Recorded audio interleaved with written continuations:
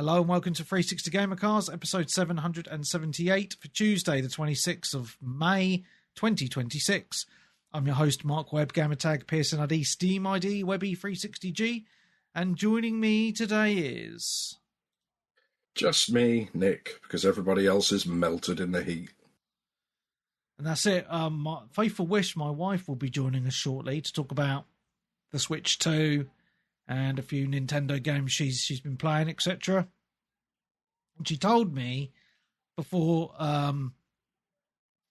we started, she told me before we started, don't go on any right-wing rants. And I said, well, I've been playing Forza Horizon 6, though, so I'm going to have to, aren't I? 10 out of 10, IGN. Woo! No, in all seriousness, I think the game's fantastic. But it does have that nonsense, which is frustrating. We'll get into that in a sec. I just want to show the picture of the character I made. Where is it? I put it in our WhatsApp group? I think you. Did you see the one I? Yeah, I did. Yeah.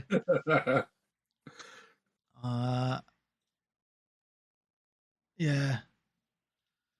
Let me just copy the image, paste it into Paint, so I'm not sharing my WhatsApp of the world.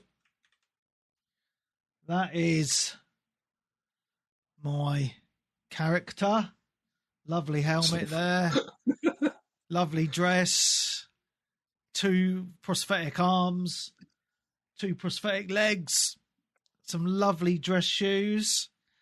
And you can't see under the helmet, obviously, but a hearing aid in each ear. That is how inclusive Forza Horizon 6 is. Just quite funny, that is the exact same dress, which was the first thing I got when I when you get the what is it, like the spin and the wheels, and you get the random thing. So if you got that really early, and so did I, obviously it's not that random, is it? No. I'll share yours. Just give me 2 seconds. These are all the things you miss out on if you're not watching the stream, if you're listening to the podcast audio. This is Nick. Nick's got some lovely hair, always got a lovely frilly dress on. You don't have any prosthetic arms or legs though, mate. So you've lost some woke points there, to be honest. But your socks are beautiful. That's my frilly socks, yes. My little tap dancing shoes. Well, I got, considering I am part of the deaf brigade, because I'm completely deaf in one ear, the hearing aids really offended me. Oh, I can imagine. I'll be writing to my local MP, which I'm not sure who that is, and I'm pretty sure he won't give a shit, but... Yeah, I don't know. It's weird. Like I said, I'm deaf. I know a bloke at work who's got, like, hearing aids as well. He's almost as deaf as me. Yeah. And he said, why would I want to put that on a video game character? Yeah. That's not going to make me feel any better about myself, is it?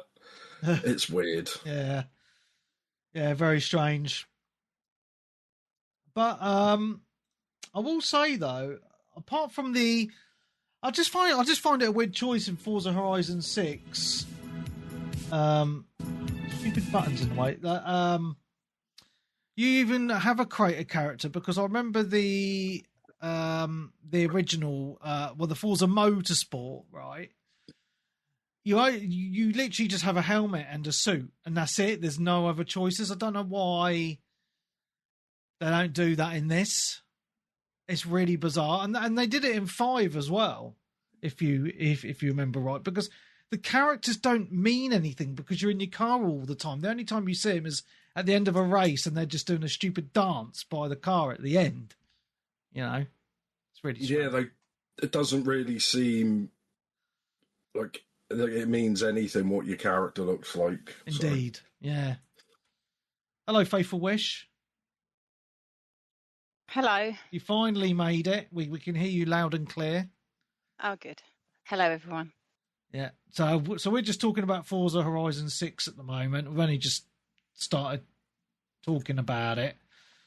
So apart from the character customization, which is just absolutely silly, as it has been in previous Forza Horizons, I'm actually quite enjoying the game, to be honest. I've put about 10 hours into it now.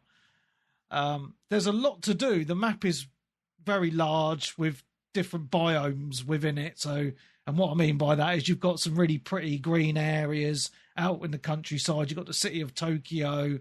You've got some big snowy mountain type areas as well. And there's an island on the bottom right, which I haven't unlocked yet because you only unlock it when you have your gold wristband. So obviously I've not got that far yet. But there's more collectibles in this game. So you obviously, if you remember the old games, if you played them, you had the XP boards, which were scattered around the map. But as well as that, you've got these little Japanese mascots dotted throughout the map. They're very cutesy. There's about 200 of those to collect around the map. But the other good thing is, previous Forzas, you had to collect fast travel boards to be able to fast travel. They've got rid of it in this one. So any road you've already driven on, you can open up the map and fast travel to, which I think is a really good addition. So I do really like that. So, yeah, I think it's a cool game. When I first started playing it initially, my first hour, I was a bit on the fence with it because I thought, I've played every single Forza to death, like hundreds of hours of each game. And it feels obviously very similar to the other games, but I do, as I've played it more, like that addiction has got in with the collectibles and doing the races and collecting the wristbands. The online works really well with friends as well. I played a little bit of it online with Clarky and a couple of other people from the community, and that's worked really well. The weird thing that's missing though from the online, if you remember, Nick, that we used to play together online, was those playground games. So like you had hide and seek, you'd capture the flag, keep an area and stuff like that. There's none of that in there. It's just racing, apart from hide and seek is in there, but the other games don't seem to be there. I think they're going to bring it back in later updates and call it content, or free DLC updates. So, right, which is bad, taking away what was in the older games and giving it back to us later. And I don't know if it's for free or whether it's part of like the Ultimate Pass thing. Yeah, and this is another thing that I wanted to touch on. Is obviously they added the Ultimate Premium. Well, there's a couple of ways of doing it, right? So you can buy the premium edition for 120 quid, right? Which a lot of people actually did. I was quite surprised. I think on Steam in early access, there was over 230,000 players playing it, and that was in early access. So that's a lot of people spending 120 quid on a game. And the other way of doing it was obviously if you've got Game Pass Ultimate, you could buy the premium add-on to make it premium, but that was 60 quid. And I thought that was a bit cheeky because for £5, I believe it was £30. And I thought that's more easier to swallow because obviously you're subscribing to the top tier of Game Pass anyway. If you don't, if you stop subscribing to it, well, you can't play the game. So you've wasted your money. So I just thought that was a bit too pricey, to be honest. It's a whole nother game. You know what I mean? 60 quid. Yeah. Even 30, I think, is pushing it, but... Yeah, I think so. But they've done that with quite a lot of games now that have been on Game Pass, haven't they? With these premium edition add-ons and trying to get people with FOMO. Oh, we get it 4 days early, Like, nah. You know what I mean? I just think it's a lot of money. I mean, I know you get the 2 expansions that are coming out and the car pass, but that annoys me a little bit because you have the game anyway. All the cars just should be in the game anyway, especially at launch. I just think that's a bit naughty, to be honest, but I think that's just modern gaming for you. So, I mean, how much time have you put into it, Nick? I think how much, maybe 4 hours. I think I played it the other day. I tried to play it the day it came out, but for some reason it installed it, even though I selected to install it to the internal hard drive, it put it on the external. So I'm like, great. So I left that and played it the next day for a bit. Yeah. I think I was like you. The first hour, I was like, done this. And I had a few problems with it. Well, for a start, the first 3 cars they give you are all crap. Yeah. And obviously, once you start getting into it, you just get loads of money and you can get some better cars, which is always the best way to play. And I had a issue with the audio, which I think a few people have got some audio bugs on PC. But I don't know if you play a lot with headphones on, don't you, Webby? Yes. Yeah. Whereas when I played this with my headphones on, completely fine, nothing wrong with it. But when I tried to play it through the TV speakers, I just felt it like everything was at full volume, and I couldn't hear anything. I couldn't hear the music, the narrators, and apparently there's a few glitches and bugs, like when you set it up for TV speakers where it's trying to put it through surround sound, even though it's just through two TV speakers. Oh, because I've played it mainly on the Xbox, to be fair. I have played it on my PC as well, and it runs really well on both, I have to say. Yeah, it runs well. But the audio is fine because I've got a surround sound in my front room anyway, so I think... Yeah, so maybe that's why. But I put it on normal TV, and I got my girlfriend to come in. I said, "Can you..." I couldn't hear, like, the narrator talking where we needed to go, and I couldn't hear the radio. Like, everything just seemed to be on top of each other. Oh, weird. And like I said, but as soon as I put the headphones on, totally fine. And then I'd done a few Google things, and my TV, for some reason, and I don't know how long it's been there, whether it's just this game, decided to do, like, AI sound. Oh. Which AI said... Yeah, so I turned that off, and that seemed a little bit better. But from what, like, I just had a quick, like, Google search. Apparently, some of the toggles of the game, like, because you can go like TV, headset, surround sound, and you can go further down and turn them up or down. Like, if you don't want the, so you can hear the music. Apparently, some of those aren't working. Oh, okay. So that's probably why. But like I said, headset, like, totally fine. So I'm sure they'll patch that really quickly as well. But cool. But yeah, I just, like I said, I just got 1 month Game Pass to play it. Yeah. Because like I said, I feel like I've done this before. Oh, and I like driving on the left-hand side as well. Yeah, it's fantastic, nice. Isn't it? Yeah, the proper, on the right side of the road. Yeah. No, I think it's a good game. We haven't had a Forza Horizon for quite a while. Obviously, it's been done before, but I think sometimes why change a winning formula? It works. People enjoy it. They've definitely improved the graphics from 5.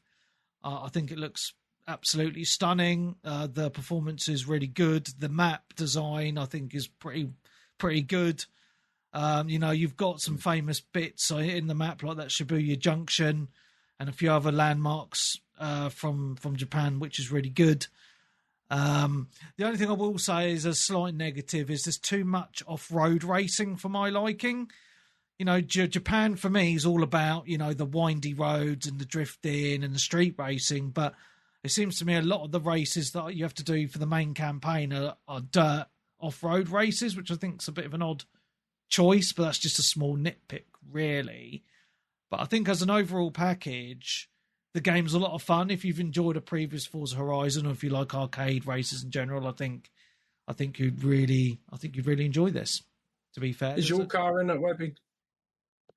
No, my MG, no, mate. Oh, my car, my Civic's in it, and I'll tell you what's weird, because I look at some of the cars like I've had before. I don't think they have like some of the older cars as well, like some of the early 360 Horizon games where you like walk around them and look in there, and even you go into dashboard view like my Civic, and I'm like, yeah, that's right, and you just think the detail of how they've done it, like even the wipers look the same. Yeah. Yes, you know what I mean? I just think good, they do go, and I assume Gran Turismo is probably very similar level as well. Yeah. But I think what's quite impressive about Horizon is it's an open world game, and they put a lot. There's a lot of detail in there. So no, I'm pleased with it. It took me a little while, as I say, to get into it, but now I can't really stop playing it. I just want to collect some more of the. I just wanted. It's that addiction, isn't it? On the map, I've got all these collectibles to get, and just drive around, just collecting them and unlocking all the roads and then trying to get all those wristbands. It's just that's what gets me in these games all the time, So yeah, it's good. And the online, I've played a lot of online on it as well. And what they do with the online is for the first kind of 20 seconds, everyone's ghosted. So because like at the beginning of a race, you always get that melee, right? Where everyone's normally smashing into caused each by other. you.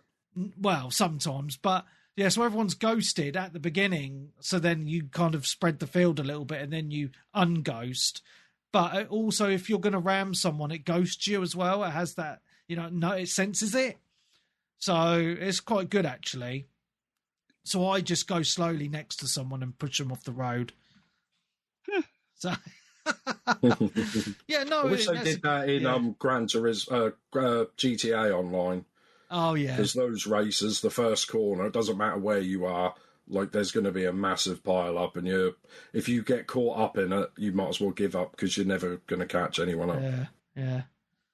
But no, that's Forza Horizon. I mean, yeah, I think it's a good game. It's let down, obviously, by the crappy character creation, as we've already touched on. But apart from that, if you can get past that, there's a really good game in there. So I'm sure we'll talk about it some more next week. But I'm looking forward to playing it when I can actually get on it. Well, no. I'm looking forward to having a go. That's the problem. When I can get on it. Yeah, but you're just so this is the thing, right? Faithfulwish got a Switch 2 a little while ago, so that's your console now. If I'm playing Forza, you got to play on Animal Crossing or something. That's the rule now. That's not the way this works. That is the rules. So no, it is a cool game. Yeah. So let's move on because we're on a little bit of a time limit because I want to be done before 9:00 for the F1. So we'll let Faithfulwish talk about the Switch 2, I guess, and you and Nick can talk about your Pokemon games that you love and your Animal Crossings and stuff like that because you both have Switch 2s.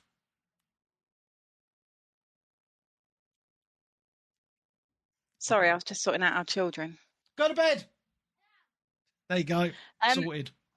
Yes, the Switch 2. I love the Switch 2. I am a big Nintendo fan, I have to say, and loved the Animal Crossing on the DS, which holds a special place in my heart. So and loved the Animal Crossing on the Switch. So I wanted a Switch 2 because Evan got a Switch 2 and got Pokemon Pokopia and raved about it. And I'm a big Pokemon fan too. So I've been harping on about a Switch 2 for a while. And then Webby very kindly got me one because he's lovely at times. What do you think of the Switch 2, Nick? Yeah, I like it. I mean, I got it bought for my 40th last year. It was like a present, Nice. so I didn't have to pay for it. And I don't know, like the Switch one I enjoyed, but I was like, because I never really played at handheld or on the TV. Or I started at handheld and then just ignored it for ages. So I thought, well, if I get the Switch 2, that'll force me to play a lot of the old games. Yeah. And it's kind of done it. I mean, it's definitely a worthy upgrade to the Switch 1 or the Switch OLED because it just feels a lot nicer. All the buttons are nice. And I know it's not OLED, and I assume they will bring an OLED out at some point. But like I said, I was playing Pokemon the other day on the Switch 2, and girlfriend was playing Pokemon on the Switch 1. And she was looking like, oh, your screen's a lot nicer than mine and bigger than mine. I'm like, you're not getting a Switch 2. No, you're not getting one. And you're not using mine either. But, I mean, she can use it, but it's not when I'm using it. But I think it's definitely a nice machine. Do you keep pulling the Joy-Cons off and clicking them back in just randomly? Or is that just me? I haven't actually pulled a Joy-Con off yet. No. Yeah. I did at the beginning. I pulled them off and then I couldn't. I put them back in, and then actually when I wanted to take them off, I couldn't work out how to get them back off again for a little while because you have to like push in the thing, don't you, and then pull them out. Yeah, you push. So, I don't know. I keep pretending I'm reloading a gun or something. I don't know. It's really speaking to the child within you, isn't it? Yeah. I don't even realise I'm doing it. She's like, girlfriend's like, you're doing it again. You're doing it again. Sorry. Stop it. I love the screen. I like you say, I think the screen's a really good upgrade from the Switch, and Mark commented on it when we first turned it on. He was like, "Whoa, the screen's really good." I think it's HDR as well, isn't it? So yeah, and the contrast levels as well. So I'm really enjoying it, and it feels really nice, and it's aesthetically pleasing. So yeah, I really like it. It's a good purchase, and I think if you're thinking about doing it, if someone's thinking about getting a Switch 2, then I would suggest doing it before the prices go up, because they are going up, aren't they, for the Switch 2 Yes. at some point in the very near future, I believe, because of component parts. Yeah, I think Is that right, I Webby? can't remember when it is now. It might be. I did mention it on the podcast a few weeks ago. I can't remember the exact date now, but yes, they're going up in price. I think it's going up to £430. So I would get it now if you can. $50 in the America as well. So yeah, September the first September. It'd be nice if Nintendo or PlayStation would say, we've put the price up because of parts. It's not our, we apologise. Here's a free game download to go with it. Do you know what I mean? That would be nice of them, wouldn't it? It would be, wouldn't it? But I can't see it happening. No. No, I don't see them doing that. But yeah, it would be nice. It would go some way to making people buy it, probably. Yeah. It would be a good thing. So have you played lots of Pokemon? I haven't got the Pokopia yet because I wanted to hear you talk, because I like the Pokemon games, but I've never played like Animal Crossing. Ah, okay. So I'm like, I like Pokemon, but I don't know if I like Animal Crossing. But a lot of people I know have been raving about it and saying that's really good and addictive. So I want to get your take on it of whether it's worth it or not. Yes. In a word, I would say yes, it is worth it. If you like Pokemon, if you ever were you ever a Pokemon goer? Did you ever do the Pokemon Go where was it Pokemon Go where you walk around with your phone and collect Pokemon? Yeah. If you've ever done that, then or even if you just like Pokemon, if you've played Pokemon cards, if you've played any of the Pokemon games, I think you'd really love it. And yes, it is very Animal Crossing-esque. It has got lots. It is like an Animal Crossing Pokemon version. However, I think there are some upgrades in Pokopia that they could put in Animal Crossing, which would make Animal Crossing a better game.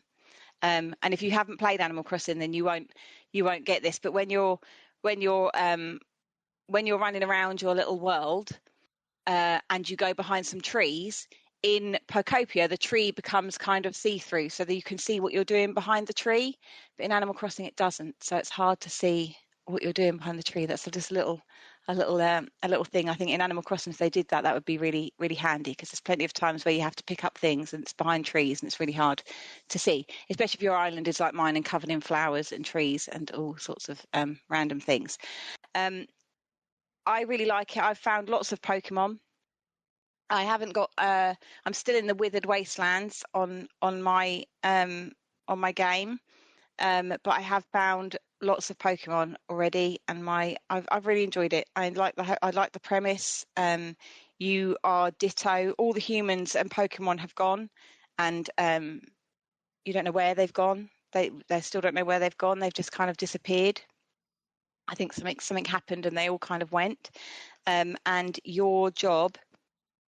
Oh, am I still there? Yeah. Can you still hear me? Yeah, we're listening. Oh, sorry, I pushed a button. Your job is to kind of find all the Pokemon. So you have to restore the habitat and all different habitats for different Pokemon, and sort out the area and clean it up and everything. And then when you find your Pokemon, and you have to keep them happy. So, you ask them how they're doing and what they need, and you build them houses and make sure their habitat is nice and improve the area, and then your level goes up, and there's lots of different areas to explore. I haven't made it out of this area yet, because every time I go to a gate to go along, it says my trainer level's not high enough. So there's still lots of things that I have to do within this area to get through. I will admit, when I first got the game, I played it like for hours at a time, and I was on it all the time. But then it did kind of reignite my love for Animal Crossing. So I then went back to Animal Crossing and have been kind of addicted to Animal Crossing for a little while, and I've done lots of that. So I've been kind of switching between the two, which I absolutely love. And it's just Did you pay for the upgrade to the Switch 2 version? Yeah, I did. Does it look so much better, or is it just a little bit? It looks better. I wouldn't say it's like a major leap. I mean, my kids are playing Animal Crossing on the Switch one, and yeah, it looks better, but there's no. Yeah, I it don't looks think better. there's I much don't difference, to notice be honest, anything. because like, No, I haven't noticed an amazing yeah. difference. It's not like we done it, and I was like, wow, that's This is just because your screen's better, pretty much. Yeah, I think so. And I don't know. I don't know if there's any in-game things that are different on the Switch 2. I haven't. I just paid for the upgrade. I can't remember if there's any in-game things that are different for the Switch 2. There's things that I can do on my island that my kids can't, but I don't know whether that's because I'm further along in the development of my island to them. But yeah, I love it. I find Animal Crossing to be a very calming game. So me, that's quite good. I have times when I just feel like I need to just chill. And if Mark's on the Xbox or if I don't watch a lot of TV because TV's crap.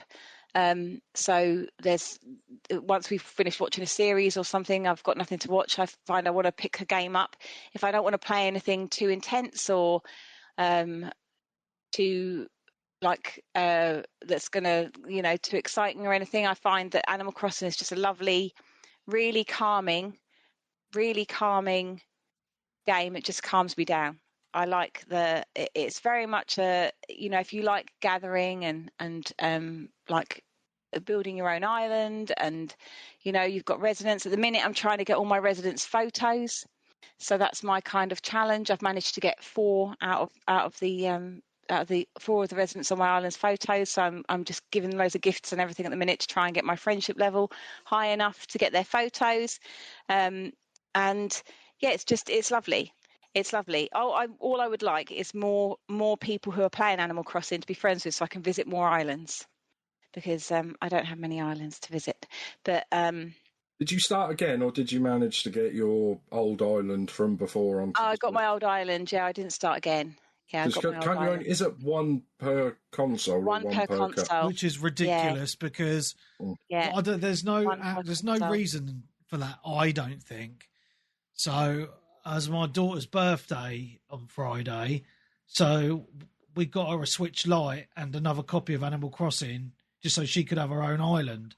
So now both the kids have got a Switch each with an island, and Leon's got an island as well. Well, on our own Switch.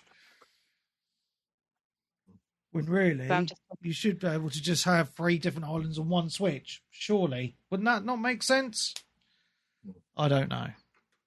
Yeah, I don't. I mean, yeah, I don't understand it. I mean, in terms of like visiting other islands, you can't visit another island. Like even though, like our son has got his own island on my old Switch, but I can't go to his island because obviously we share a copy of the game, so you have to be on. So we can't. You have to also have your own copy of the game if you want to visit each other's islands. That reminds me of like together. Nintendo, isn't it? Like when they have 2 different Pokemon games, so you have to buy them too. Yeah, you have to buy them both. If you've got kids, and you have to have one each rather than share. Yeah.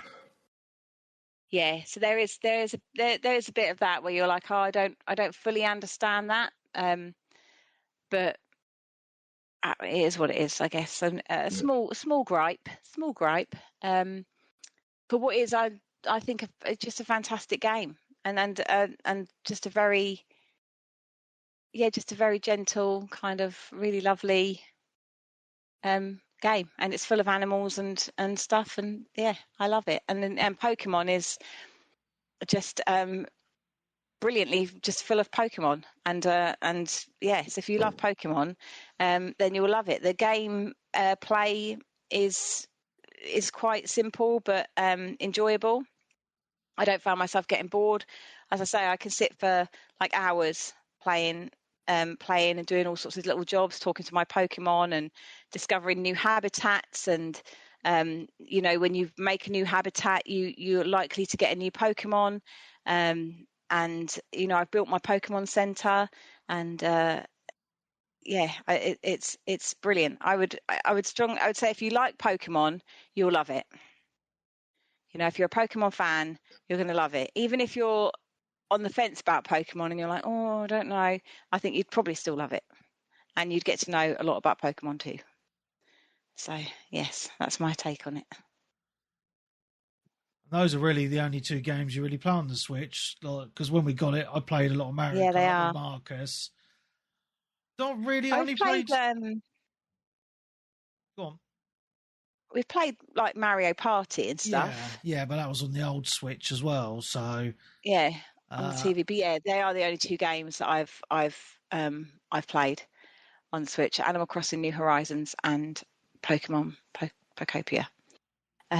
Both brilliant games. Everyone should get them, and then send me your friend codes, and then we can hop on each other's islands, and it'll be awesome. Yeah, because there's a lot of these games. Because there's a new one that recently came out. Was it is it Tamagotchi Life, which is another one kind of like Animal Crossing? Oh yeah, did we not start that? We did the demo. It's really funny. Yeah, it was really funny. Yeah. It was really funny. Yeah, it was really. It's an interesting one. An interesting one. I would buy it, but it's really expensive. It's Nintendo, isn't it? It's bloody well expensive. I think it's like 60 quid or something silly. So, but it is funny because you can make your little people and you have a little island and you get them to do all these weird things. It's strange and has really funny voices as well. But just the price just puts me off it, you know. Because Nintendo games hardly ever come down in price, do they? No. But yeah, the Switch 2, I think it's a cool system. I think it's definitely a big upgrade from the original Switch, and it also does look really nice docked on the telly, which I don't think the original Switch really did, to be fair, because it was such a low resolution. But yeah, the Switch 2 is good, but it's just not really a system that I personally really play a lot of. I say like Mario Kart's good. I didn't really get into Donkey Kong Bonanza, which also came on with the bundle when I bought the Switch 2. And the kids haven't really played it either, to be fair. So yeah, what's that? That Donkey Kong Bonanza. Oh yeah, no, we haven't played it, have we? No, not much. No. So got plenty to play on there. Obviously, the full back catalogue of my Switch 1 games is on there as well, and there's fuckloads on there. But yeah, I'll say the kids and the missus mainly just Animal Crossing. It's all about Animal Crossing and Pokemon. Yeah, that's pretty much it. But it is awesome, and I really love it. And I love I love going around and finding like little Pokemon habitats, and then thinking about what Pokemon I can unlock and who's going to come, and it's really exciting when you get a new Pokemon, and I love it. I'm absolutely loving it, and just can't wait to get to my next area. And there's just so much to do, like to like tidy up your area, and you know, you've kept coming across like old abandoned like houses and like labs and things, and there's just, you know, you fix them up, and it's just, there's loads to do, as well as finding really cool Pokemon. So I've got quite a few in my little Pokédex now, and I'm because you are Ditto, so you are a Pokemon yourself, but you are Ditto is showing himself as a like a human, if you like. So you're running around appearing like a human, but you are actually a Pokemon yourself, which is pretty cool. And so I've got lots of Pokemon, and my Pokemon are all living very happily together, and I'm very proud of that. Cool. There we go. Sweet. That is the Switch 2 and Pokopia, Nick. Are you going to pick it up? Possibly. I've got a lot more Pokemons that I'm trying to play, haven't I? So I want it, but I'm like, do I buy it now and then not play it for 6 months Nick, to a year? what you do, right? You should buy it now, and then and then you unlock all your Pokemon and just get really addicted, and then this will be the game you're playing. I'm playing Pokemon right now. I'm trying to play all the Pokemon games up until the new one that comes out next year. Oh, bloody hell, mate. Blimey. That's going to take So some time. I know. Yeah. Maybe don't start Pokemon Pokopia now then, because that'll really throw you off. It will really throw you off, because it will become like you will find yourself thinking about it when you're not playing Switch 2. I always think these are like time management games rather than actual games, and I'm never quite sure, like, is there a story, is there a point to it, or am I just like, is it like one of these free-to-play games where you set up your area and then you have to wait like so many hours or days for it to be finished, then you have to load it up again? No, it's not like that. I mean, there are some things where, like if you're building, like when I built the Pokemon Center, it didn't happen like instantaneously. But no, there is a story. There is a story element to the game. It is more. It's less structured in that obviously there is a story element, but you're not like your hands not being held through the, like you're not constantly being told what to do. If you like, you can get hints on what you can do. Obviously, you have to level up your area and your character to be able to progress through. There's a lot of kind of like little tasks that your Pokemon will ask you to do. So, in terms of, for example, like their habitat, they, when you say to them, how's your habitat? How's your comfort level? How are you doing? And they might say, oh, I really want a toy, or I want a decoration, or I want some food. And then it's your job then to go and make sure that, and in doing that and giving them what they want, you then raise their comfort level, which raises your island level, which helps to raise your trainer level. So there's little bits like that. And obviously the ground, like the island area, the ground is like cracked, and there's like things missing, and it's overgrown. So there's a lot of like you're sorting out your area to make it look however you want it to, really. So you can build it up how you like. Make your area how you. So even though it's kind of a pre-design there, you can change it and make it how you like, and sort it out how you want it to be, and finding those different Pokemon habitats and finding where to put them, and then having your Pokemon come and keeping them happy, really. But it's not. I would say it's not. It's more involved than a free-to-play game, and there is a story there. So when you start the game, there's a lot of kind of lot of story element to it. When you talk, you discover where you are. You don't really know where you are. You talk to Tangrowth, who's there, and he kind of fills you in with kind of details about what's happened, and you don't know where the humans have gone, you don't know where the Pokemon have gone, so you're trying to entice them back to the island. So there is a bit of that kind of element of like setting up, if you like, and watering and all that sort of stuff. But I think it's more, there's not, it's not like you have to wait 3 days for, or it doesn't, there's no timer that comes on and says, in 20 hours this will be finished, if you know what I mean. You don't run out of credits to do something, or does that make sense? That's good. Yeah, because I was worried that was like a time management. Because did you ever play Simpsons Tapped Out years ago? Oh, yes, I did. Yes, I did. And how frustrating was that? Yeah, I was like setting my alarm for like 2 o'clock in the morning to get up to reset everything. I got kind of addicted. I just didn't want to get addicted to something like that again. Yeah, no, it's not like that. It's not like that. It's more.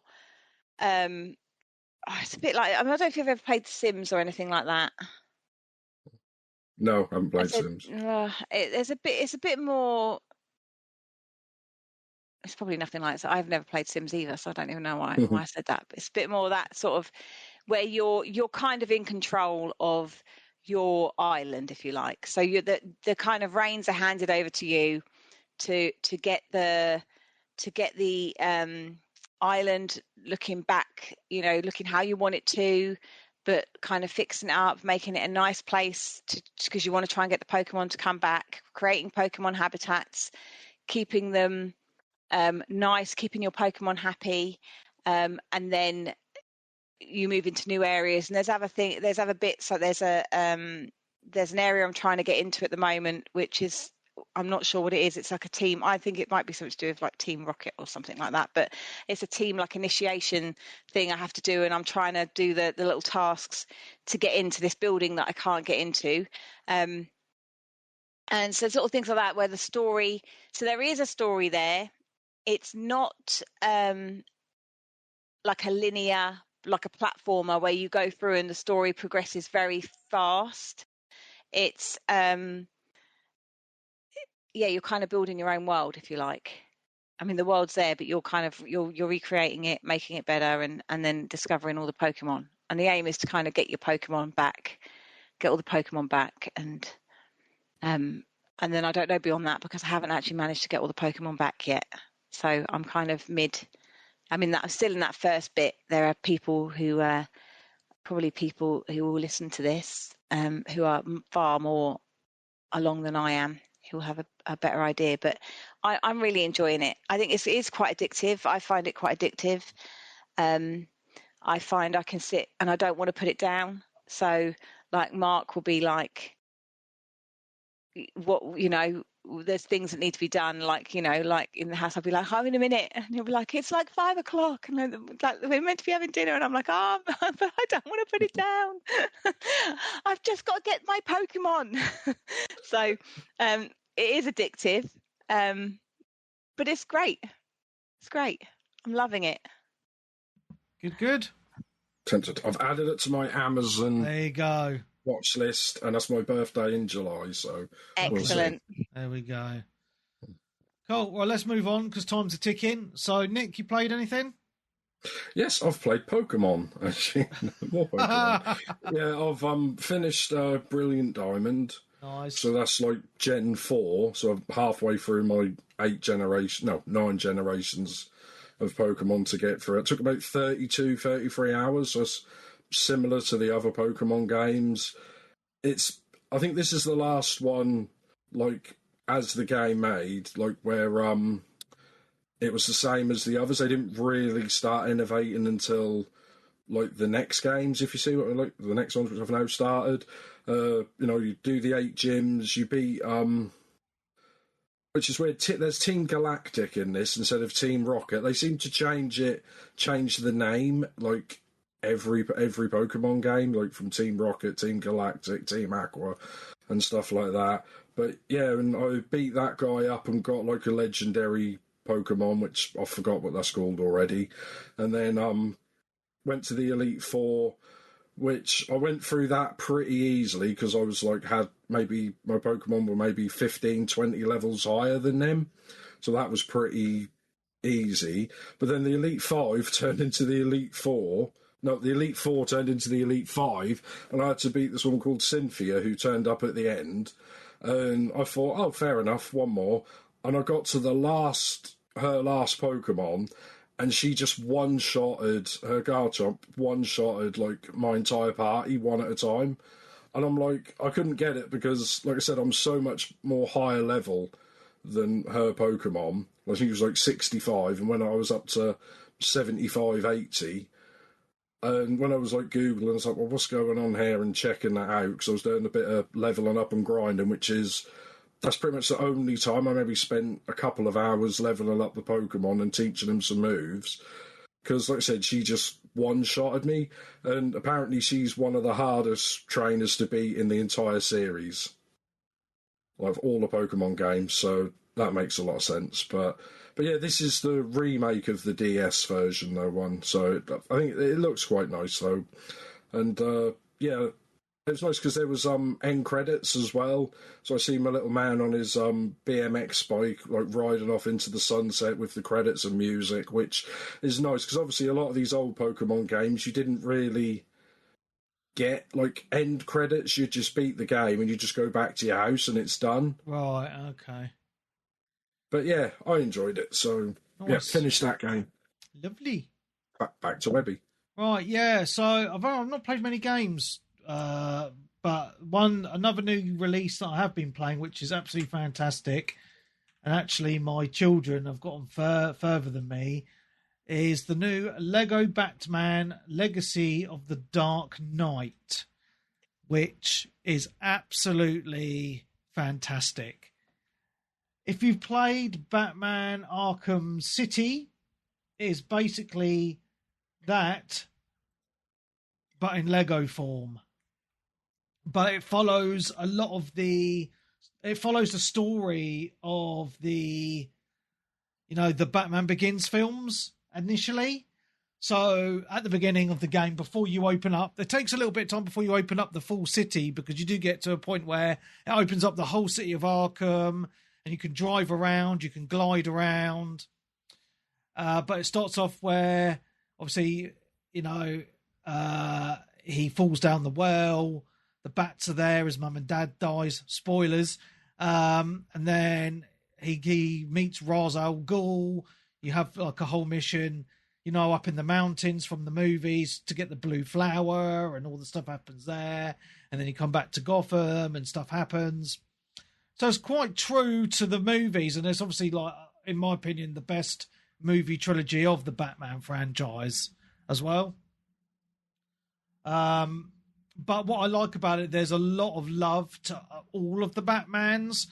Like, you unlock suits and cars from every Batman, all the old, like from the first TV show to the original movies, the comic books. It's all in there. So you could be driving around in the 1960s Batmobile if you want, So there's a lot of love there.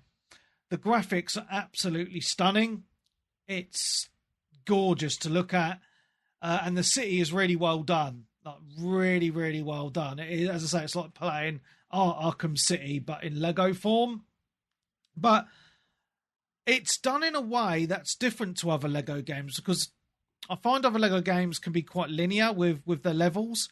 But once you open up Arkham, you don't have to follow the story. Like, you'll be just chilling in the city, and then, like in Arkham City, Nick, where crimes will be randomly happening throughout the city, so you can go and respond to those and go and beat up the baddies that are nicking an old lady's handbag or something.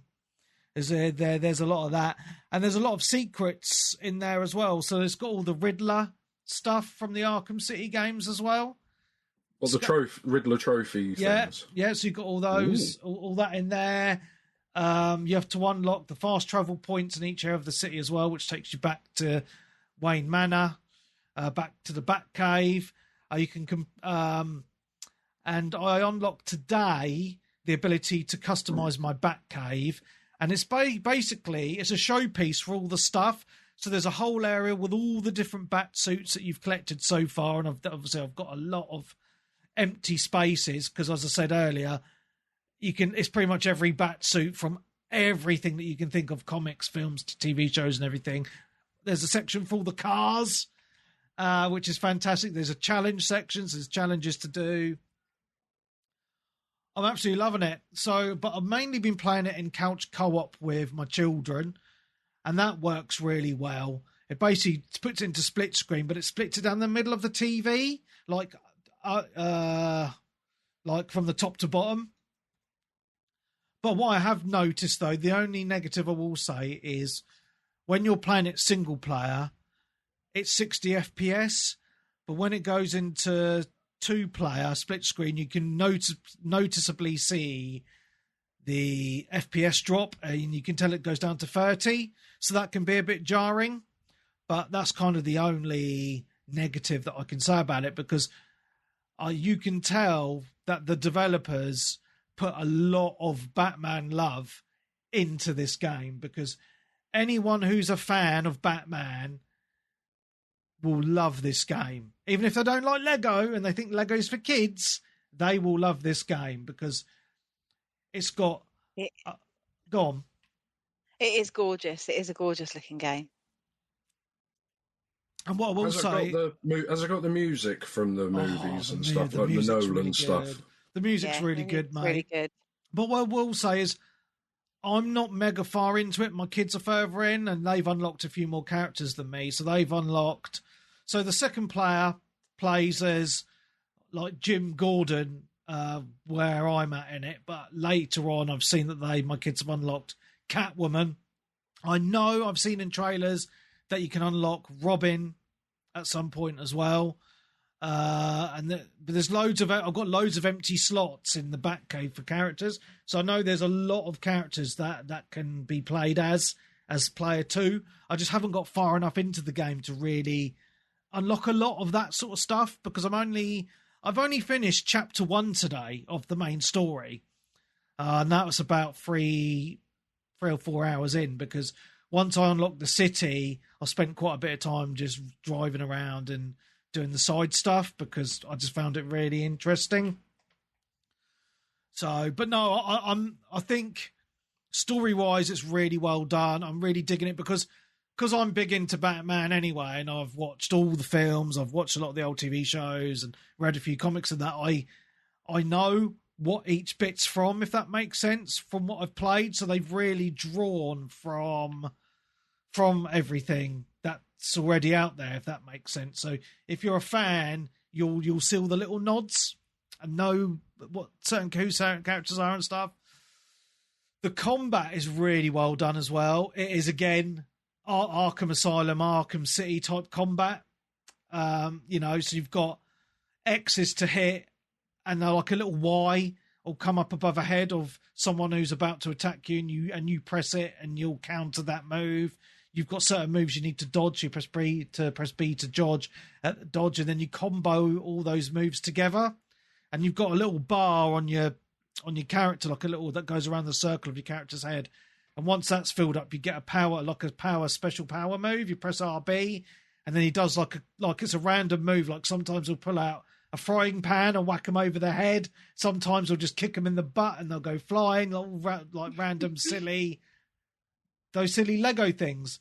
But it's weird because it has that Lego humor to it.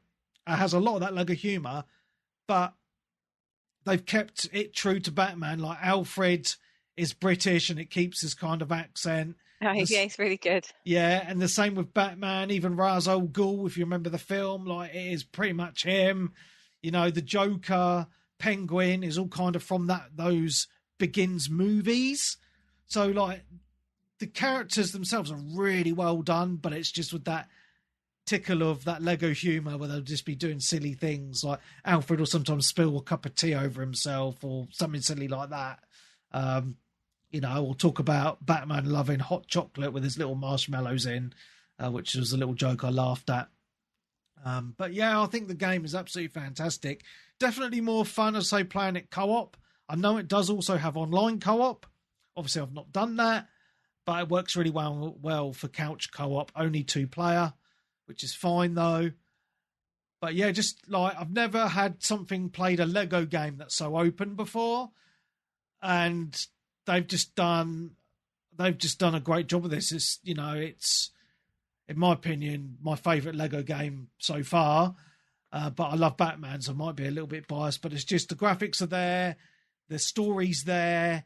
You can just do the story and just go like travel to the next chapter start bit, but that open world of the city is there for you to explore as well, which is just so well done, man. It's fun. It's absolutely fantastic. So yeah, I'll talk about it more next week because I'm still, I think, quite early on into the game, and as I say, I've not unlocked a lot of the suits and stuff, but I did get. But the only reason I have a lot of the stuff at the minute is because I've got the premium edition, so it came 4 days early, and it came with a lot of the extra bat suits and some of the extra cars and stuff as well. So, but yeah, it's absolutely fantastic. If you're a Lego fan or a Batman fan, definitely worth checking out. Is this Batman Lego Batman Legacy of the Dark Knight? It's very cool. Yeah. And the kids have played it more than me, which is really annoying. Yeah, the kids loving it. Yeah, I want to play Batman. And Yeah, so it's definitely a hit in our house. So cool. Faithful Wish, any games from you want to talk about? Um, well, I feel like I've already talked about Pokopia and Yeah. Animal Crossing. Yeah. The only other game I've really played is I'm back on Final Fantasy 14. So I've played a bit of that, which has been fantastic. So I just need help with some dungeons. So because I'm way behind, Yes, I know. I don't know how many updates I am behind, but about 3. I'm still on Stormblood, so which I've only just really started. So, but I am really loving it. I just don't get enough time to play it. So It's because you're always on the Switch. But there we go. no, what? No, it's because I have other duties in my life. Lies. Because I have 2 young children that I am looking after. So yes, I have. I don't get as much time to play it as I would like, but I am back on it and I'm loving it. So if there's anyone out there, Switch, if you need to get back on it and give me a hand. So yeah, There we go. that's about it though. That's all Cool. I've played, and I will get on Forza at some point because I'm really looking forward to having a go at that because I do like the Forza games, and I think I'm quite good at them. So I shall be giving that a go when I can wrestle the controller off of you. Yeah. Cool. Yeah. Amazing. Nick, anything else from you, mate? Awesome. Yeah, I've started the next Pokemon game, Pokemon White, Okay. which I'm playing.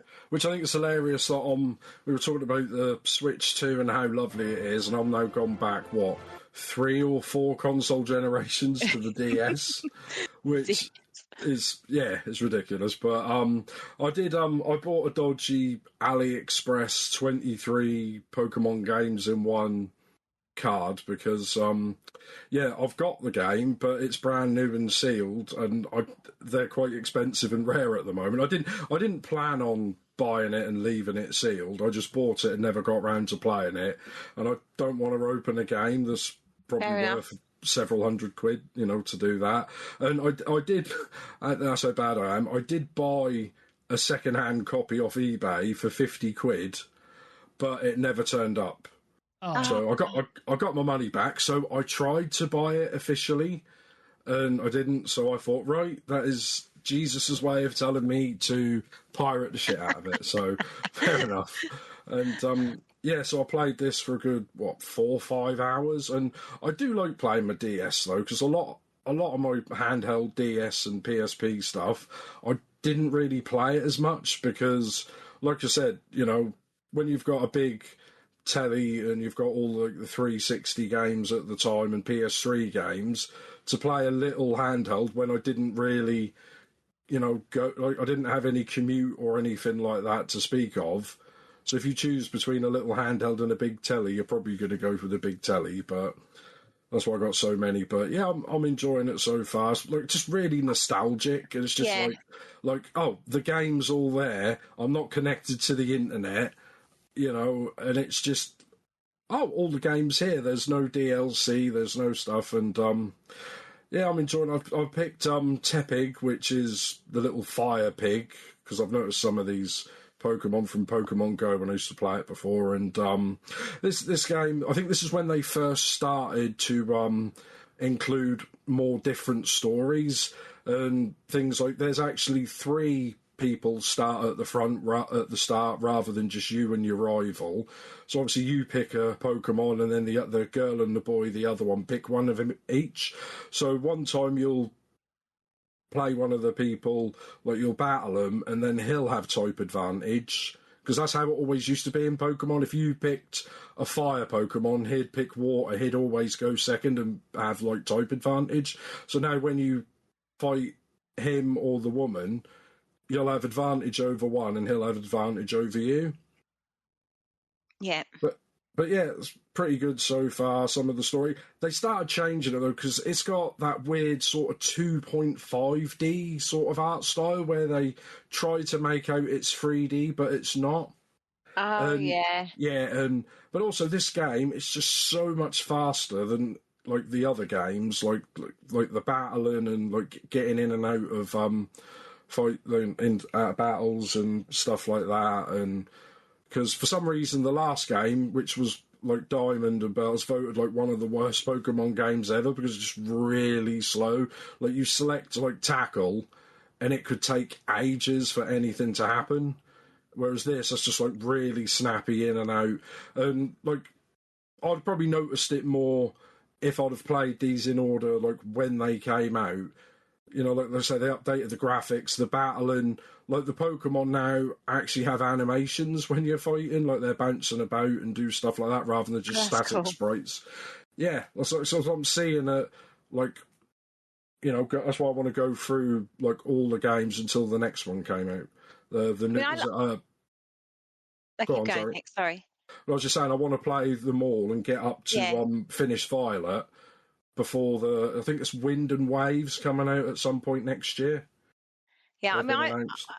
love the DS. I think the DS is a cracking little handheld Yeah.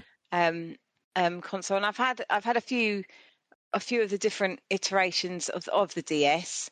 Never got on with the 3DS. I had to turn the 3D off because it used to make my eyes go funny. Yeah. So I didn't get on with that one. But Evan actually bought me the DS with the Animal Crossing edition DS, and then I got and got me Detective Pikachu. Is that Which the white DS with the Animal Crossing Yeah, stuff with on it? Animal Yeah. Crossing stuff on it, yeah, and got me Detective Pikachu as well, which is a brilliant game, brilliant Yeah, I've game. got that. Never played it, but I've got that. Oh, And I think there's another one on Switch as well, which went quite cheap, a newer one. Detective okay. Pikachu 2, which apparently is really easy in a baby's game, but yeah, if you see that cheap, maybe you want to pick that up to Oh play yeah, on I will Switch. pick that But up. Yeah, because yeah, on the DS it was brilliant, and I still play my DS. Funnily enough, I've got it, and I do still pick it up and go on, jump on Detective Pikachu every now and again, because I just love it. And like you say, it's like nostalgic. It's like a nostalgic thing, because I mean I remember, and Evan recently came back from Japan for a little for a flying visit, um, and bought me the Game and Watch. Now I don't know if you'll remember the Game and Watch, the yeah, I Nintendo know. Game and Watch, which I used to have when I was a kid, probably about Marcus's age. I had a Donkey Kong Game and Watch, and I've always wanted one. So he bought me one back from Japan that he'd found in a Japanese like everything store. I think they sell like video games and old retro stuff and everything. So he bought me one back, so it was really exciting. I Yeah, love a they bit of, brought them back again within the last 5-10 years, but I yeah. think they I got the Mario remade. one. Yeah, but they didn't Yeah, do. They did some for over here, but they did loads in loads Japan in later that Japan. never came out over here. No, no. So, Mm. but just real kind of fond memories of sitting in the car, like on a journey, playing Donkey Kong on the Game and Watch. It's just fantastic. And the DS kind of does that for me. A little bit of that kind of nostalgia of kind of, you know, like you say, it's just really. I love it. I think it's a really fantastic handheld. The Yeah. DS. I like mine And because I got which one? I got a few DS, but it's a DSi XL. So that was the last sort of big one they made before they nice. went on to the 3DS. And I've still got my 3DS XL, but I upgraded and got the what's it called, the new 3DS XL, which kind of looks similar to the other one. They added another button or another analog stick, but it's not an analog stick. It's like a little nub, Okay.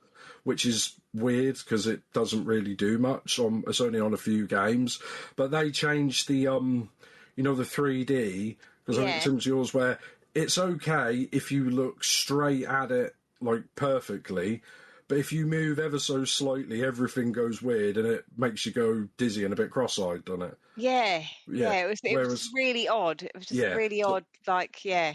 yeah, but this one, it's got cameras built into the 3D, so if you move your head, it keeps the 3D, like even if you Ah, move about, which is nice, because I'm like, oh, this works so much better than the original.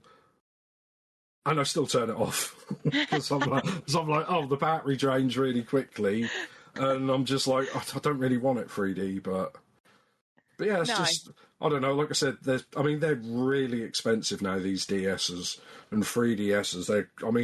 Like you buy a decent 3DS off eBay now, you're talking 300 quid. Yeah, it's crazy, isn't it? Yeah, because retro, every so often they go back up in price, but I'm enjoying it. Plus, like I say, I can, not that I would play my DS at work when I'm supposed to be working, but it's in my bag just in case. Just in case you get a moment. Good man. Yeah, just in case I get 5 minutes free from my busy schedule at work to play Pokemon. Yeah, to play Pokemon. You can always find 5 minutes for Pokemon, I think. Well, I do when my iPad runs out of battery when I'm watching that all day. So while that's charging, I play the DS. So. Yeah, fair dues. All right. Fair dues. Cool. Well, let's move on. I've only played one other game, so this will be nice and easy. Battlefield 6, the new season update hit last week, I believe. I've only played one of the new maps, though. Golmond Railway, which is actually a remake of a map from an older Battlefield. I can't remember which one it was now. 3 or 4, one of the two. Absolutely fantastic. I loved this map on the old Battlefield games, and we've talked about it on the podcast quite a few times that, you know, Battlefield 6 is a great game, but the maps are too small. We want, you know, the old Battlefield of yesteryear that we used to love with the big maps and lots of vehicles and stuff. And they've done a good job with this because this map is really, really large. There's loads of different vehicles, helicopters, planes, different types of tanks, motorbikes, off-road vehicles, and lots of capture points. And one of the capture points on Conquest is on the train that moves from one side of the map to the other, which does make for some really fun battles. So I'm glad that they've done this. I've not played the other new map yet. I believe it's quite a bit smaller. It's kind of an urban environment, but I've only played literally one game of Battlefield 6 since the update is launched. But I'm impressed with the new map. Be nice for some people in the community to jump on. I know a lot of people have fallen off it quite heavily, or some people never even picked it up, unfortunately. But I think it's great. I think that they've done a great time, a great fucking computer. They've done a great job with it. So yeah, enjoying it, and that is literally all I've played. So I will just say I've just managed to get into a new area on Pokemon Pokopia, so I'm quite happy about that. I haven't gone through the gate yet, but I've managed to open a gate. Nice. There we go. Well, should we get into some news? If there's no other games, I think that's a yes. I think do it. I think Nick has vanished. Right. Not a lot of news, but some interesting news this week that has popped up. Obviously, it was big news a few years ago when Sony purchased Bungie for $3.7 billion. It's a lot of wonga. Well, and then we talked about, I think it was the last episode that we recorded, that the value of Bungie had been significantly reduced by Sony. And obviously we all know that Bungie's latest game, Marathon, hasn't sold very well at all, which is a shame. But the news this week that's come out is that Bungie has announced that there's going to be no more updates for Destiny 2, and there's now going to be mass layoffs happening at Bungie also, which is sad. Not good. Times. No, because it is a shame because, you know, when Bungie was Microsoft, they were doing really well, obviously, with the Halo franchise, and when they left to do their own thing, they Destiny 1 especially did exceedingly well. And then Destiny 2 obviously did very well as well. And then ever since then, and with Marathon being a big flop, you know, they just haven't, they're just not the same Bungie anymore. So I just think it's a shame. It's never good news when people are losing their jobs. No. To be honest. And it's just Sony. I don't know what it is with Sony. You know, they were making a lot of good decisions going back a few years, and Bungie was one of those decisions that we all thought in the gaming community, oh yeah, you know, this might do good for Bungie. You know, they might bring out something really good, maybe some good exclusives, but hasn't happened, you know? So it's a shame, really. And it just goes to show where Sony's kind of at the moment, because, you know, we've been on this podcast, you know, kind of on a very big downer on Xbox this generation, really, with, you know, games coming out broken or just not very good, and they've just not been having the right kind of, stuff just hasn't been going right, or they may be making poor decisions. And all of a sudden, Xbox is suddenly, you know, they've got this new management team in, and now things are starting to look a bit rosy on the Xbox side. You know, they dropped the price of Game Pass. Yeah. And they're trying to go back to their roots and that. But as soon as that happens, Sony starts going in the opposite direction. Yeah. So they've had all these problems. They've had this problem with Marathon. They're laying off a load of staff at Bungie and stopping work on Destiny 2. Obviously, there's been quite a lot of games the last few years that have come out on PlayStation that have massively failed. The big one was obviously Concord, which came out, cost them ridiculous amount of money to make, and they closed the servers within a month. The biggest flop, I think, in gaming history, which is crazy, lost them a lot of money. There's been news of multiple games that have been in development, live service games that they cancelled. So that's obviously cost them a lot of money. The other games haven't done so well, like Saros as well. And then they announced last week that they're putting the price of PlayStation Plus up by £1 a month. So that's actually now $14.99 a month for PlayStation Plus. And obviously, Xbox Game Pass's price was dropped recently to $16.99. So there's only a £2 a month difference in price between the two services, which I think is quite interesting because, in my humble opinion, as someone who has both of the services at this present moment in time, I do think that for an extra £2 a month, I do think that Xbox Game Pass Ultimate does provide better value for money because they have, you know, the day and date launch games hit the service, whereas PlayStation, it's a lot of older titles. And obviously when I go through the PlayStation Plus catalogue, a lot of the games are games that are either on Game Pass or been on Game Pass as well. So, you know, I just find that quite interesting. So I do feel like, as someone, I have a PlayStation, I love PlayStation, I love Xbox, right? But I call out things as I see them, right? And I know that upsets some people, especially in the PlayStation community. They get a bit defensive. But I think, you know, with PlayStation, we've seen hardware price increases as well. The PlayStation 5 Pro, in my opinion, is way overpriced for what it is. You know, you're looking at 900 quid for the console with a disc drive, which I think is just absolute insanity.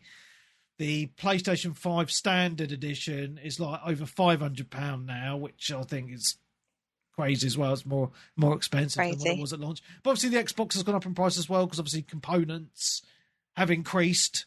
So it's not just bashing PlayStation, but it just feels from reading this news that PlayStation are making all the wrong decisions at the minute. Oh, and the other thing I don't know if I mentioned was they've officially now announced that they're no longer going to be releasing any of their single-player games on PC, which is obviously why? What? So there's a couple of rumours about this, and I think I know which one is true. So basically, PlayStation 5 games, they say they didn't sell as well on PC, but they were releasing them like 2 or 3 years after they'd launched on PlayStation. They need to launch them day and date, because Helldivers 2 is a Sony game. And that's a multiplayer game, but it came out the same day on PC as on PS5, and it sold really well. Now, I think the real reason for this is twofold. One is the Steam machine is coming out this year, so you'll be able to play, obviously, the PlayStation Studios games that come out on Steam on your TV, right? On a box that sits under your telly, like a console. But I think they're thinking more in terms of the future, because the next Xbox, called Project Helix, the next gen Xbox, is coming out whenever. But that has been confirmed that it's not just going to be an Xbox. It's going to be pretty much a PC that sits under your telly, because it's going to allow you to play Steam games on there, your Battle.net. It's basically going to allow you to play all your PC games on a box under your telly. So that would be like having a PlayStation under your telly, right? If you can play your Sony games on Steam on your Xbox under the TV, right? So I think that's the real reason why they've made this decision. Now, interesting. There's a few things about this, and I know time is ticking. I'm looking at the clock and I'm watching the F1 on the tablet at the same time, so I'm trying to be quick. But I think it's interesting because people say, oh, it's really good that you can play any game on any system between PlayStation and Xbox, but that doesn't sell systems, in my mind, right? You look at Nintendo, they're always underpowered compared to their competitors every generation, but they sell the best because of the games, and their games are only on their platform. Yeah? Yeah. I only bought an Xbox back in the day because I wanted to play Halo, right? I still buy a PS5, but I only bought a PS5 because I wanted to play Final Fantasy VII Remake and Gran Turismo, right? So games are system sellers. Now, by diluting the market and putting your games on other systems, well, there's no incentive for you to buy a console. And I think this is the problem where Xbox are at the minute, because obviously they've already released the previous Forza Horizon on PS5 and Gears of War. They're putting Halo Remake on the PlayStation 5, and Horizon 6 is going to PlayStation.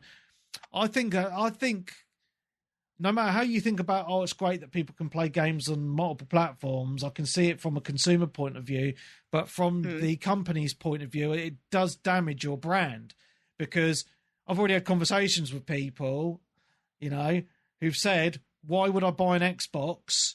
I can buy a PlayStation 5 and play all the Xbox games on there anyway. So it does factor in, and obviously Game Pass is now at the minute £2 more expensive than PS Plus. Yes, Game Pass has more of those day one games, but PS Plus does have a good catalogue. So if you can put up with a lesser catalogue, but are willing to buy the odd Forza or Starfield or Halo on the PlayStation, then, well, your quid's in with the PlayStation, right? So I think it's going to be interesting to see where we go in the future with all this, because obviously Sony have pulled out and now making their games exclusive to their platform again. I'd love to see Xbox do the same just for the brand, but I don't know if it's a little bit too late now to pull out of the Forzas and the Halos. But yeah, I just think we're in a bit of an interesting time with the a bit of a transition. Yeah, so I think it was releasing. I mean, how many games did they release on PC? What, 4 or 5 games? No, there's been more than that. Or however many over 4 or 5 years. I think they've just looked at the numbers, looked how many it sold on PlayStation compared to the PlayStation 4 version. I think Spider-Man 2 didn't sell as many as Spider-Man 1 on PS4, and they've thought, in my opinion, if we sell it on PC, we'll just get that money on top of what we sold on PlayStation. And I think people have not bothered buying it on PlayStation, waited to buy it on PC, so they haven't really made double the money. I think they've looked at it and thought, well, people just haven't bought a PlayStation and haven't bought it on PlayStation because they bought it on PC, so they haven't. Well, I don't know, mate. I mean, because I think it's numbers.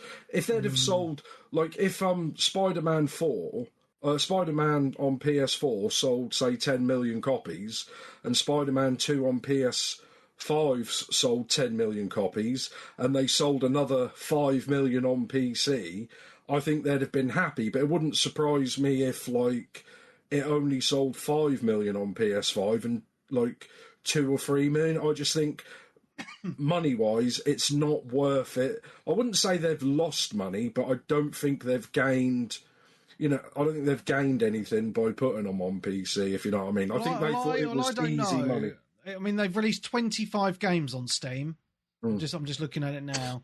And some of them have sold really well, but I think, as I said, the problem is they don't release them day and date. And I think a lot of PC gamers also have PlayStations as well. So it's kind of like, well, but on the other side, if they don't have a PlayStation, they don't want to pay 70 quid for a 3-year-old game either. So, plus, I think, like you said, not releasing them day and date, like Death Stranding the other year, when that was like, you get FOMO, oh, I've got to play Death Stranding, oh, I'll wait until next year and play it on PC. Yeah. And then next year come along and you're like, oh, no one's talking about it now, I can't be bothered. So, like I said, I think it would sell more if they was day and date, but like I said, similar to Xbox, it's just like, why give them a reason to not buy a PlayStation and buy it on PlayStation? No, I completely agree, mate. I just think they've looked at all the numbers. They've got probably a good 5 years worth of spreadsheets and data and thought, it's not worth doing it. So they've gone back to how it was before. So, but I think... And I agree with that, mate. I've got a PlayStation. I've no qualms with just buying PlayStation games on PlayStation if I really want them, But I think this is where Xbox are different, because people will argue with me, well, Xbox isn't true exclusive because they release all their games on PC. But it's like, well, it's Microsoft. Yeah. It's like one ecosystem, right? PC and Xbox are an ecosystem now, so you're not going to get that separation anymore. Do they release stuff on Steam, or is it the Xbox app on PC? Both. So they release everything on the Xbox app, but also on Steam. But the good thing is, I mean, I really like it because I game on PC upstairs, I game on my Xbox downstairs, and I use the Xbox app because I've got Game Pass as well. I'll play Forza on my PC, turn it off, walk downstairs, and carry on playing it from that save on my Xbox. It works really well. So, well, that makes sense because, let's be honest about it, Steam is on Windows. So, and Windows own Xbox. It's like saying, oh, you can buy a phone, like an iPhone, and you can buy an iPad, but the stuff you buy on your iPhone doesn't go onto the iPad. It doesn't make it giving you options. And it's, like I said, it's all the money direct to them, isn't it? Straight to Xbox and Microsoft. So it's not exactly the same thing, because they get 100% of the money anyway, whereas obviously PlayStation, if they sell the games on Steam are taking a cut of them, aren't they? It's like 30%, yeah. Exactly, whereas Xbox, I mean, they're a software company anyway, but at least we know where we are now, don't we? Yeah. Well, let's move on. Big financial losses happening at Ubisoft. Ubisoft reported a financial year loss of 1.3 billion euros. Wow. Blimey. That is a lot of money. I'm really amazed at that. 1.3 billion euro loss in the last financial year. Jesus. Did they say why? What's happened? I'm just reading it. No, it says here Ubisoft's been under pressure following weak game launches, delays. Yeah, well, they've not been really... I can't really think of a game that they've released in the last year that's been any good, to be honest. So they need to step up their game, really. Obviously, they're doing the Assassin's Creed Black Flag remake, but I just think they've done themselves just shot themselves in the foot because obviously their CEO came out and said, you know, you will never own your games and be happy, and that got people's backs up. And there's that whole thing about keeping games alive because they've shut down servers on the Crew games, and you know, I don't think they're in a great place at the minute, which is a shame because they used to be the best dev and publisher in my opinion. Yeah. It's weird. I'm just looking on Ubisoft's website, and like on the front page, they've got the Division 2, some Division DLC, Black Flag, and Monopoly Star Wars. So if that's on the homepage, no wonder they're struggling. Yeah, so sad times. Right, moving on. I remember this being a rumour ages ago, and then Microsoft tested this, but apparently it's been cancelled now. So Xbox reportedly cancelled its Xbox Game Pass family plan. The subscription would have allowed users, up to 4 users, to share access to the full Game Pass library at a discounted rate. It was apparently tested in Ireland and Colombia, but was dropped because of EA. EA strongly opposed the shared library concept and its impact on game sales, because EA, obviously as part of Game Pass Ultimate, you get EA Play included in that, and they didn't want more people for less money getting access to those games. What is it? It was the Game Pass Friends and Family plan. Friends and Family, because they already do a family one. Oh, so you could... No, they don't do a family one. They don't. I thought they had a family. No, so the only way you can do it is to share it across your Xboxes. So you have one Xbox as a home Xbox and one of them not. And or is that Nintendo's got a family Yes, thing? Nintendo have a family plan, and that's what we've got with that. And that actually works really well.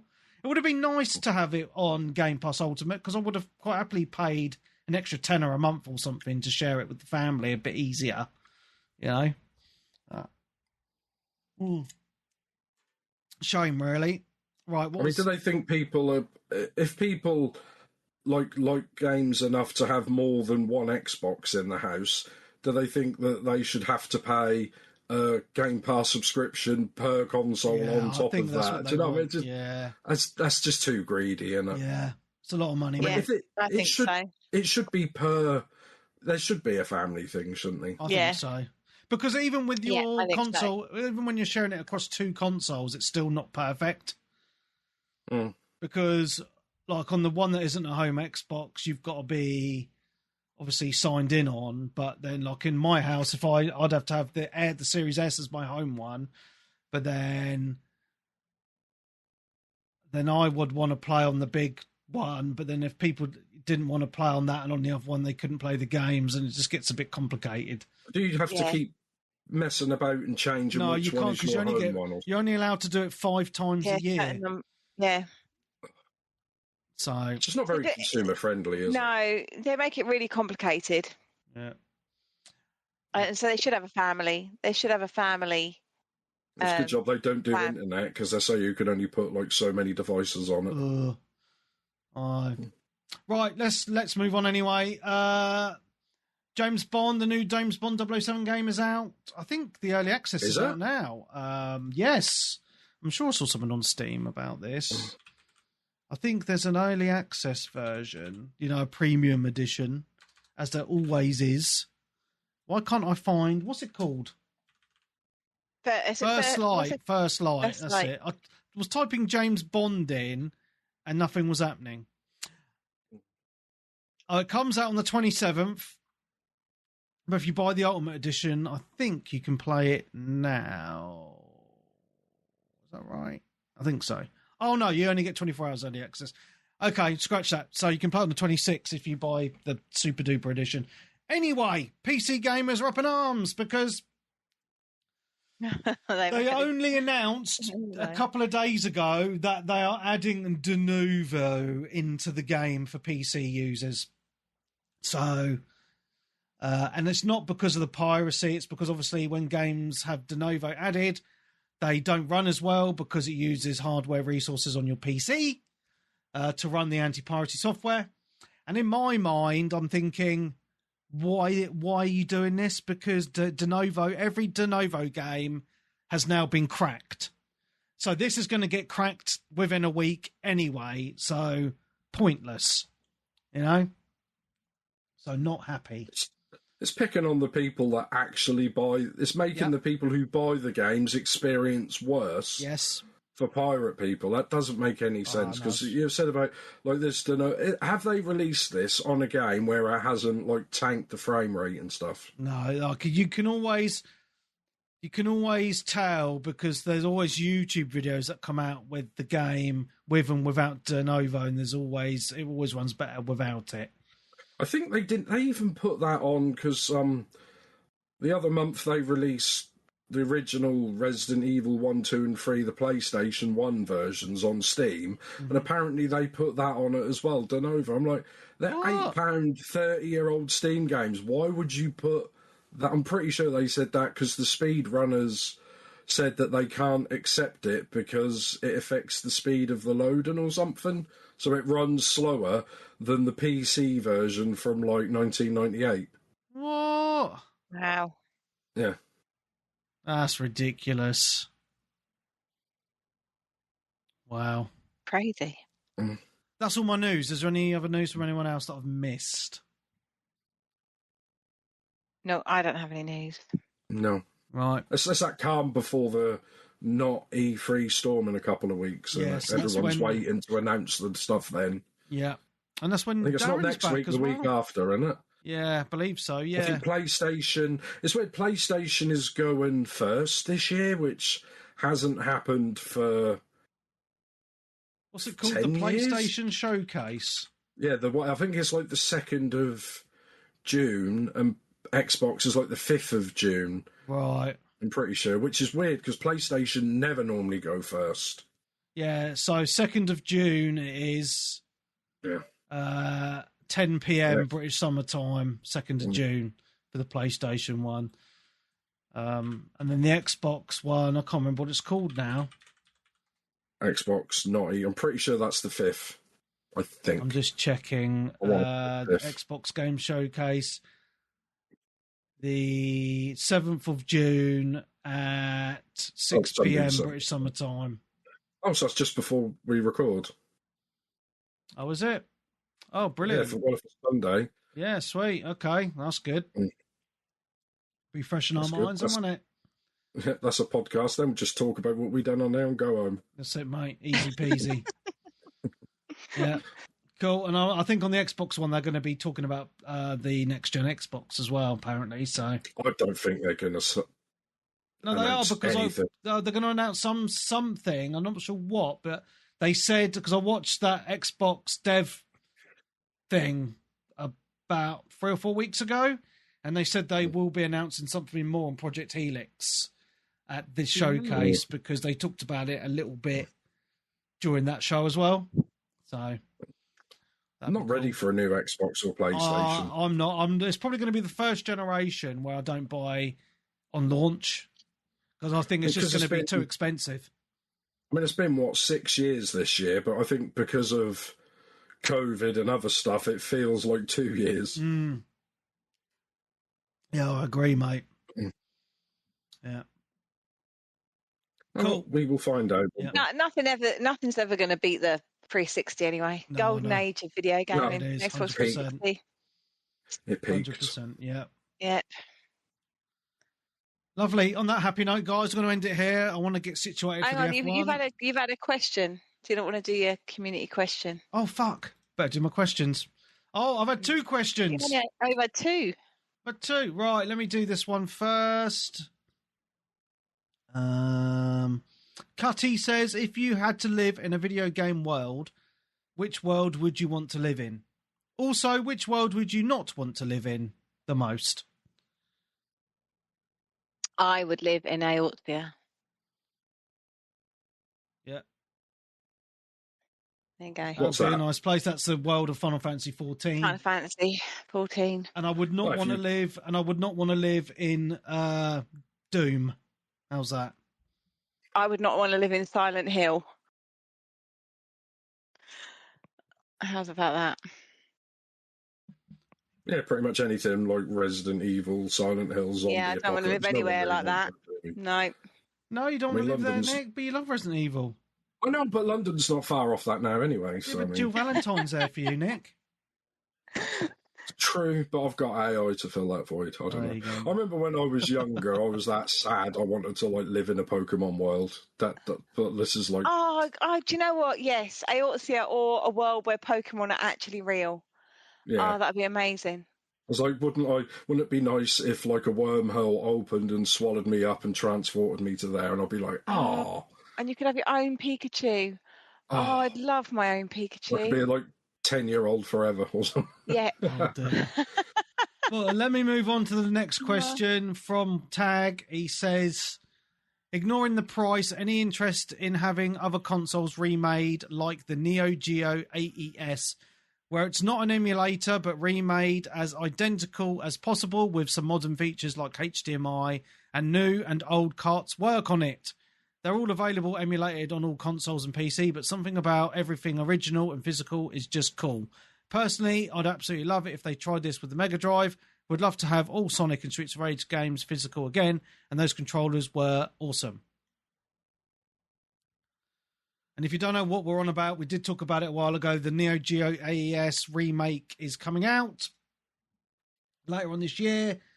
It is the original console, all original hardware, but with a HDMI out port, and they're bringing out new cartridges of the old games, but the old cartridges will also work. It is £180. Obviously, that only comes with one controller. They are doing an Ultimate Edition for £800. Sorry, with 4 controllers. That's 2 fight sticks, 2 controllers, and all the carts, which is a lot of money, but that's a pretty cool idea. I'd love if they re-released a proper Dreamcast. That would be awesome. Oh, yeah. But I watched. No, is it? I know, but because I did actually watch a YouTube video recently that was talking about this, because remember the mini consoles we had, which was, like I say, before COVID, it was like the NES, which was like 50 quid, and everyone bought it like crazy, even though it's like an emulation Raspberry Pi, so it probably cost them like a tenner and they sold it for 50. And then the next one was like 80 quid. And then PlayStation and I think Mega Drive took the piss. I think it was like 100. And I think the Mega Drive was like 150 quid or 60 quid. But the emulation was really, really bad. And I think they put like the PAL ROMs on it, so it ran really slowly, even in America.